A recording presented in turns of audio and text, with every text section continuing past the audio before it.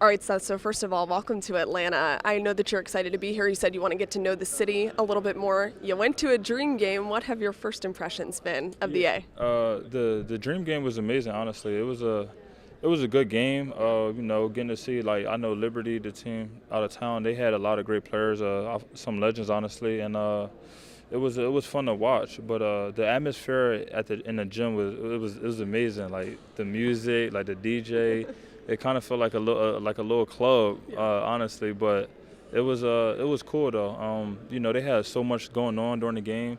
A lot of two changes at the game, so it was my first impression of Atlanta was amazing, honestly. I love that. And you also had a really exciting draft day, draft weekend. Tell me about what you've done since Thursday when you've gotten here to the A.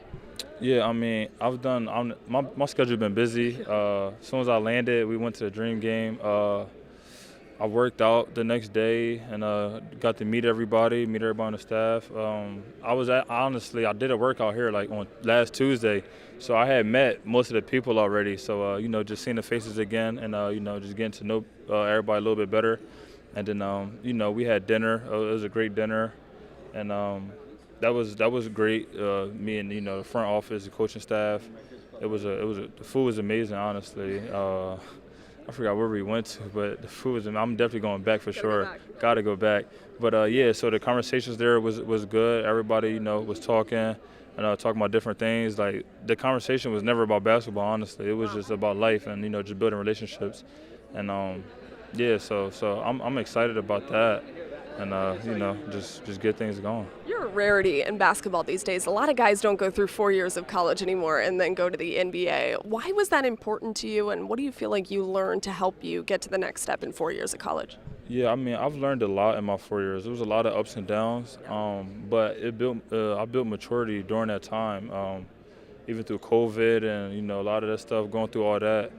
It was a lot to go through. It was a lot of adversity, but it just what don't kill you make you stronger, honestly. So I was ready. I feel like the older I got during my 4 years, like I got more mature. I had a scheduled plan with treatment, my workouts, and obviously building around classes and stuff. So it was good, and I feel like it made me ready for the next level. Now that I have more free time, honestly, like I feel like I'm only gonna get. The sky's the limit. Like I'm gonna get so much better. Like I don't have school now. Penn State was a really good school academically, so like you had to do the schoolwork, stuff like that. You couldn't get around that. So now it's like strictly basketball. So it got all my focus, and I'm locked in and I'm ready to get better. Clearly, you and Kobe have played against each other. Any trash talk as soon as you figured out he was coming to the A too? Nah, but it was a little tension though. I'm not gonna lie. Like first couple of times, like we dapped each other up, but like we ain't really talk. That's just how the Big Ten is, though. It was no trash talk on the court with him. We was different positions, so it was more trash talking with me and Jet Howard, honestly. But with Kobe though, he seemed like the person that don't talk trash on the court though. Like he just lets game do the talking. Yeah. But So I mean, I had battles against Michigan, so. I'm happy he on the team now, so I could build a relationship with him.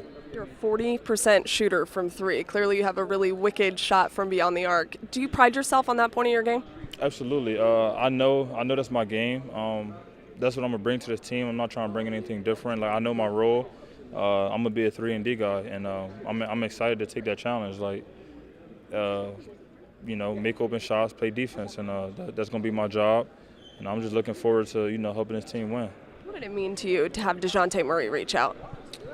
Yeah, honestly, it was a special moment for me. Like when he texted me, I'm like, I was questioning it at first. I'm like, yo, is this really DeJounte, or like, is it someone trying to set a prank on me? Yeah.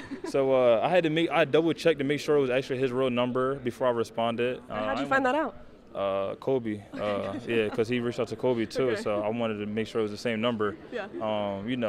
We live in a weird world, so I wanted to make sure it was him before I responded. So, so it was him, and like his text message was inspirational. So, I'm ready to get to meet him and build a relationship with him. All right, last question for me. The Hawks have been competitive these last few years, made it to the playoffs a couple years in a row now. What have you noticed about them?